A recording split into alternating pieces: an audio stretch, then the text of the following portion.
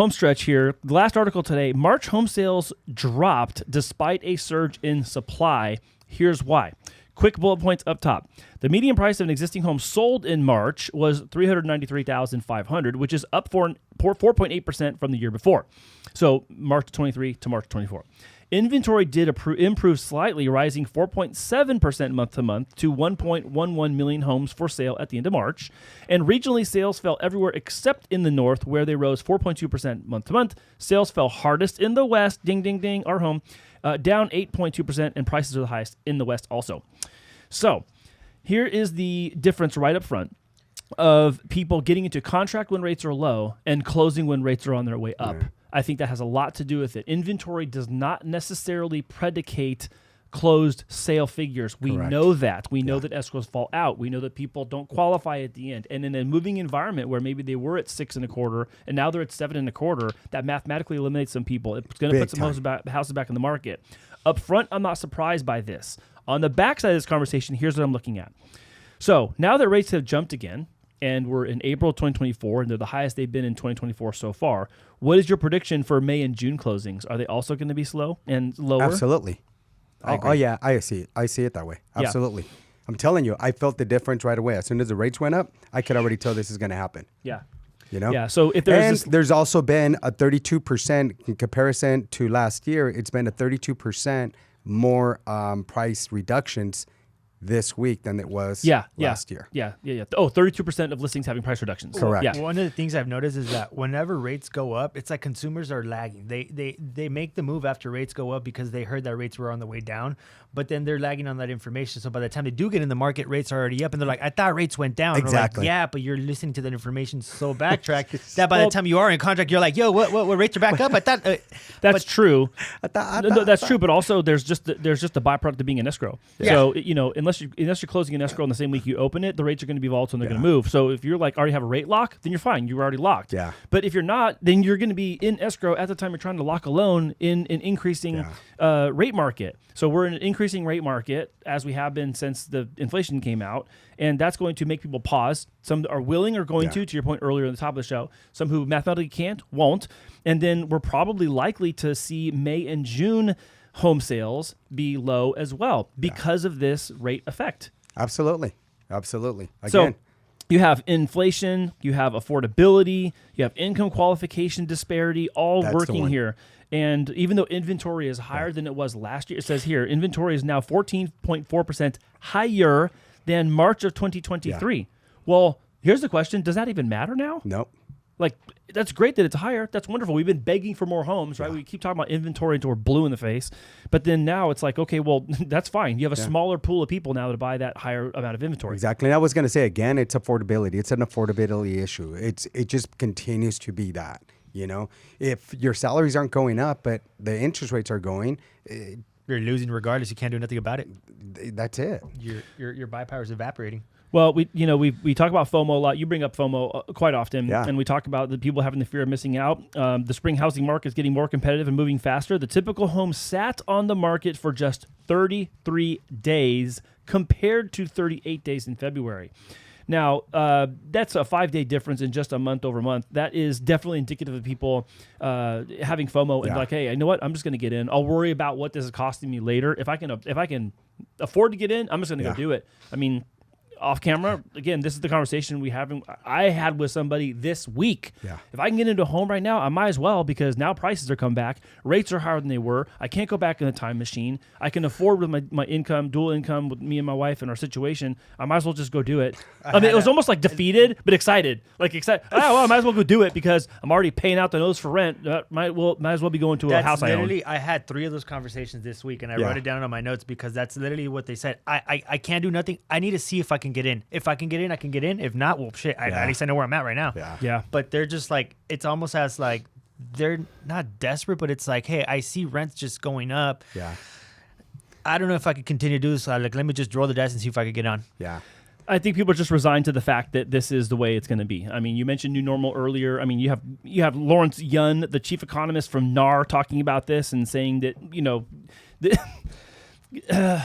I think slowly over time they started conditioning the consumers to start thinking like this. And over time, like they kind of caught on that it's like, hey, higher for longer. This is the new norm. And eventually people are like, hey, well, I can't do nothing about it. If I can't beat it, join it. Our government killed the housing market. They're killing it. They're killing, and they still don't know how to get around it, how to make it better. They're just killing it. Yeah, I mean, they're really truly sucks. making this nation a renter's nation. Is the way I'm looking at it with everything else that's going on. Yeah, I mean, when you scrape back all the details and the nuance of the things we talk about and the very detailed like specifics, it just looks like it's conditioned and primed for there to be less personal ownership and more corporate ownership and more and controllable conditions. We talked about like, welcome back, Will, you're back, right? I did have a granddaughter. My new motivation now is my grandkids. Mm-hmm. You know, I keep telling myself and I keep telling my clients, for your kids and the generations to come, in another 15, 20 years, is it going to be as easy to get into a home as it is now for them later? No. Right? And so that's one of the things that I use with people is like, just think about that. Look at all the challenges that we're currently facing. Look at the market conditions that we're currently going through. Look at the affordability that we're going through. Mm-hmm. Is it going to be easier or harder? You know, and I know for a fact it's going to be harder. Yeah. So it's like, get in it now.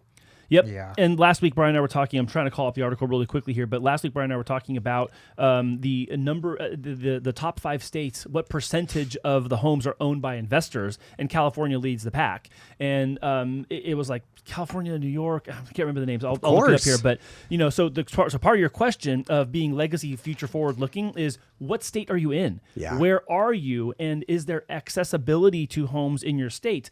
I was so surprised / discouraged about how many states that are I considered affordable to get into first home ownership, who have greater than 30% owned by investor groups. Yeah. And it's not owned by the individual or the family.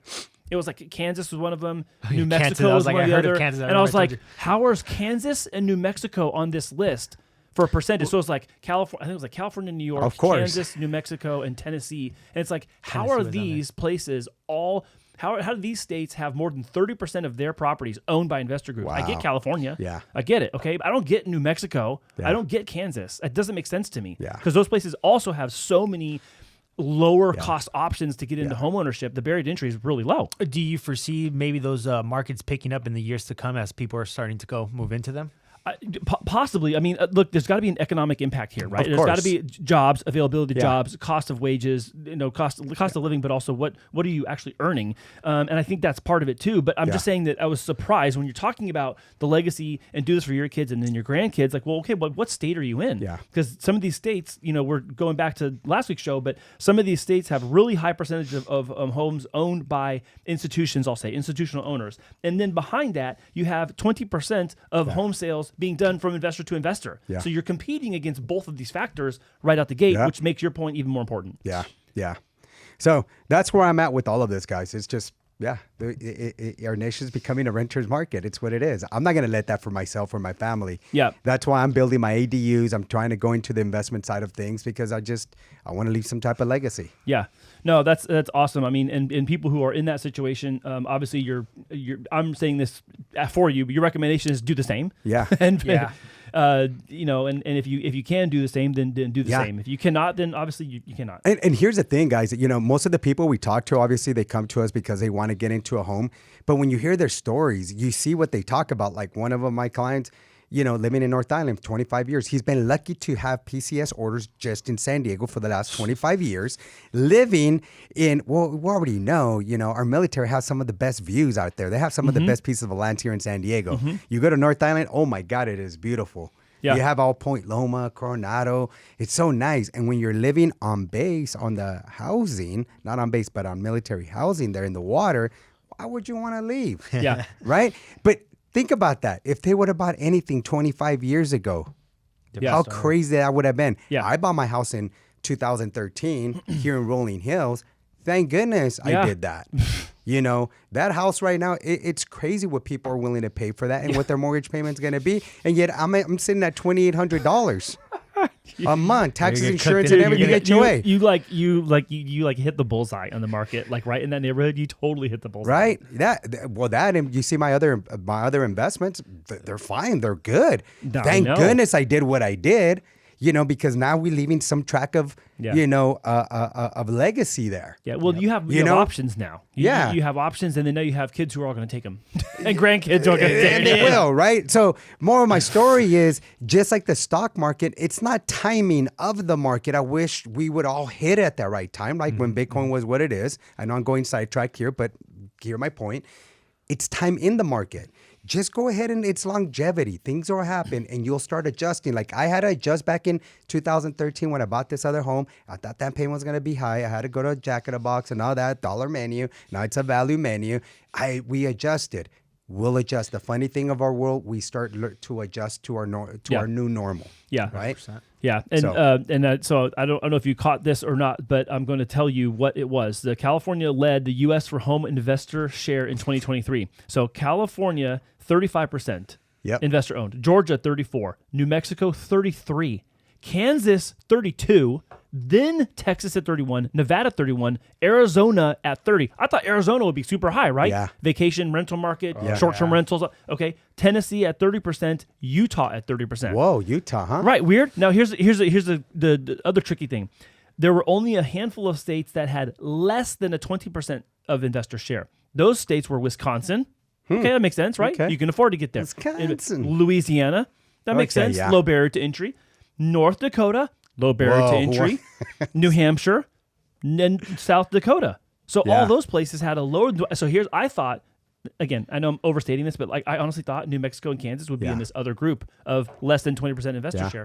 You just got to see what the appreciation levels are in those areas, right? So I mean, North Dakota, South Dakota, I wouldn't. Of course. I know you're not trying to go there. I brought up that story last week. Devin went to school there. I saw it on first hand. No, I'm saying you're not trying to go buy there. No, thank you. You can't. Why would you put your money there? What was that property you showed me from Detroit that was $20,000, but the rents were how much? And it was kind of like, that kind of is a lot for where you're buying it for. It was like $20,000, but the rents were like $1,200. Exactly. I was like, what? This home Brian, come over here. 2,800 square foot home. There you go. Yeah. And it was selling for $20,000. But the rental market was like over $1,000, and you're like, I know. What? I was like, I'm like, I should buy more properties. I mean, the rent. We should go to Detroit. The monthly rent sounds right. The cost of acquisition. So sounds remember, very I said I was like, there was a house. You're like, wait, what's wrong with the house? I'm like, yeah, exactly. No, we saw the house. But around the area, that's what they were selling for, like anywhere from $20,000 to $50,000, and the rents were actually pretty nice. They were like $1,000 bucks, or $1,100. Even at $50,000 is screaming deal. 20 is like, okay, there's got to be something wrong. I was like, I don't know anything about it. I'm like, that's crazy. I told Will, let's just go half on the neighborhood. Half on the buy a block. I'll take the next one. You buy the even numbers. You buy the odd numbers.